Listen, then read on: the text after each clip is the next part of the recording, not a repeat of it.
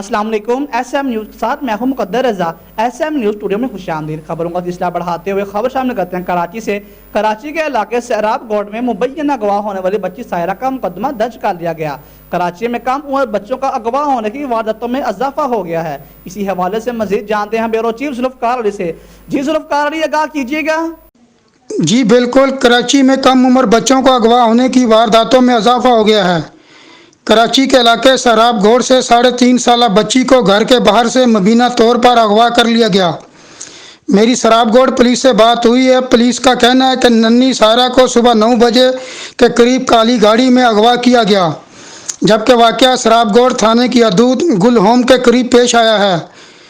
Police का कहना है कि बच्चों ने देखा है कि बच्ची को काली गाड़ी में डालकर ले गए। पुलिस हकाम का कहना है कि इलाके की नाकाबंदी करके चेकिंग शुरू कर दी गई है। जी बहुत शुक्रिया जुल्फ़कार अली, हमें तफसीलात से आगाह करने का।